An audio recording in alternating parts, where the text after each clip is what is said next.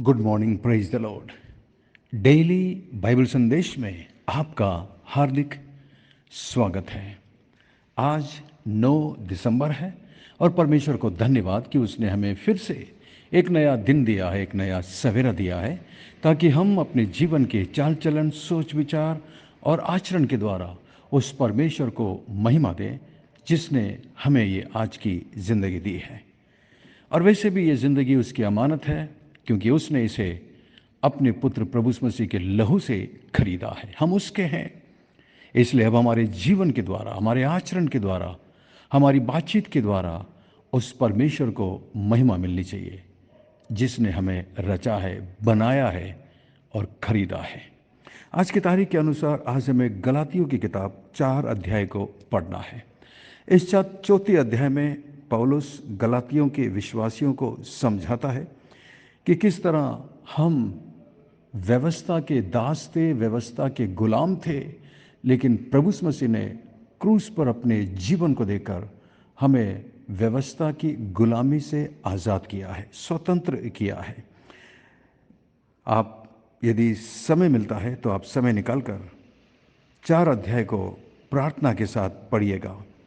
परमेश्वर इस वचन के द्वारा आपके दिलों से बातचीत करेंगे। मैं आपके सामने चौथी 5वीं आयत को रखना चाहूँगा। यहाँ पर लिखा है, परंतु जब समय पूरा हुआ तो परमेश्वर ने अपने पुत्र को भेजा जो स्त्री से जन्मा, व्यवस्था के अधीन उत्पन्न हुआ, ताकि परमेश्वर के व्यवस्था के अधीनों को मोल लेकर छुड़ा ले और हमको लेपालक होने का पद मिला। देखा, एक समय था जब हम व्यवस्था के अधीन थे, यानी कि ये जो गलातियों के जो विश्वासी थे, जो पहले यहूदी थे, व्यवस्था के मानने वाले थे और व्यवस्था की वजह से ये लोग व्यवस्था के अधीन थे, गुलाम थे। लेकिन यहाँ पर पौलुस कहता है कि उसने उन्हें मोल लेकर छुड़ाया है। मोल लेने का मतलब है कीमत चुकाई है, और प्रभु यीशु मसीह ने ये कीमत क्रूस पर अपने जीवन को देकर चुकाया है। 7वीं आयत में, 6ठी आयत में, और तुम जो पुत्र हो, इसलिए परमेश्वर ने अपने पुत्र के आत्मा को, जो हे अब्बा, हे पिता कहकर पुकारता है, हमारे हृदय में भेजा है।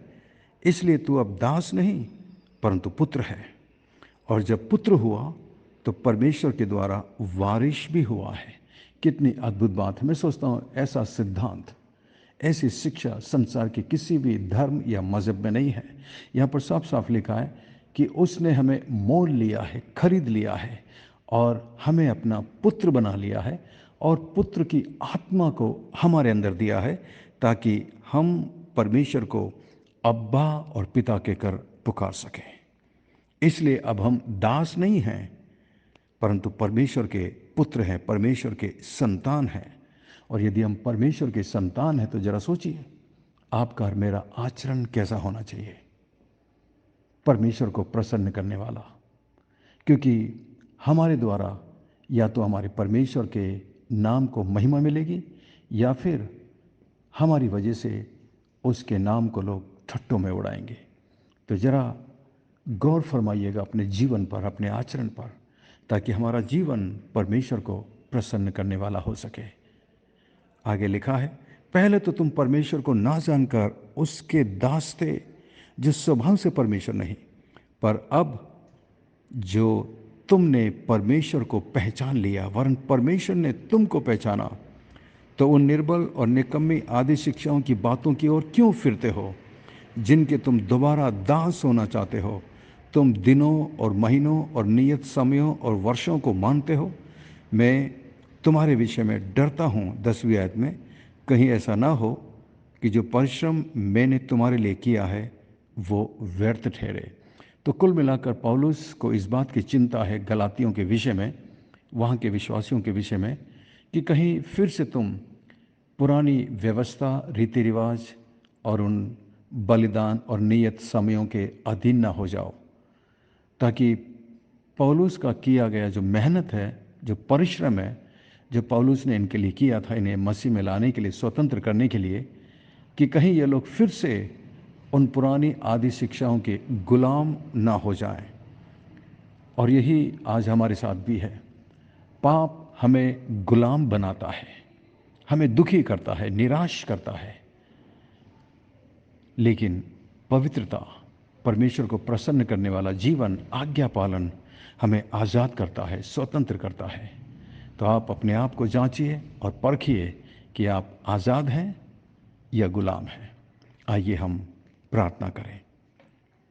स्वर्ग में विराजमान जीवित और जिंदा परमेश्वर, अनुग्रहकारी दयालु पिता, धन्यवाद आपकी पवित्र आत्मा के लिए, धन्यवाद आपके पुत्र प्रभु यीशु मसीह के बलिदान के लिए, जो हमारे लिए क्रूस के ऊपर बलिदान हुआ, हमें खरीद लिया, हमें अपनी संतान बना लिया, हमें अपना बेटा और बेटी बनाया। प्रभु, इस महान सौभाग्य के लिए आपका धन्यवाद करते हैं।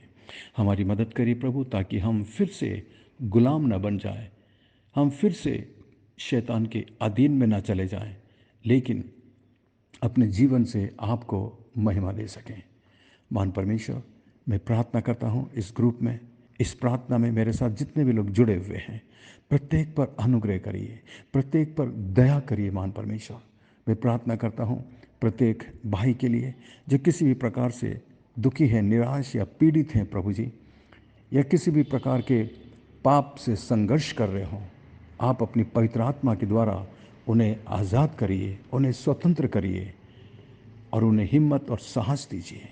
मैं प्रार्थना करता हूँ इस ग्रुप में यदि ऐसी कोई बहन है जो इस वक्त दुखी है, निराश और पीड़ित है, आप अपने हाथों को बढ़ाकर उन्हें छू लीजिए, चंगाई दीजिए और उन्हें स्वतंत्र करिए। प्रभु धन्यवाद, धन्यवाद प्रभु, हमारी विनती प्रार्थना को सुनकर जवाब देने के लिए धन्यवाद। सब कुछ यीशु मसीह के मीठे महापवित्र नाम से मांगते हैं, आमीन, आमीन। आशा करते हैं आज के संदेश के द्वारा परमेश्वर ने आपके दिलों से बातचीत की है। यदि आप आशीषित हुए हैं तो हमें ज़रूर लिखकर बताइएगा और इस संदेश को अपने दूसरे मसीह दोस्त भाई बहनों के साथ शेयर करिएगा, ताकि उन्हें भी इसके द्वारा आशीष मिल सके। और यदि आप इस संदेश को पहली बार सुन रहे हैं, आपके पास आपके दोस्त या मित्रों के द्वारा ये संदेश पहुंचा है, तो आप हमारे डेली बाइबल संदेश ग्रुप में शामिल हो सकते हैं। हमारा नंबर है 9927464924। Pastor Mani Thomas, Emmanuel Believers Church, Agra, आपसे प्रेम करता है, आपकी परवाह करता है, आपके लिए प्रार्थना करता है। हमें भी अपनी रोज़ाना की प्रार्थना में याद रखिएगा। अंत में सवाल है, 10 और 11 आयत को पढ़कर बताइएगा कि पौलुस को उनके विषय में किस बात का डर लगता था। पौलुस क्यों उनके विषय में डरता था? जवाब दीजिएगा। परमेश्वर आपको आशीष दे।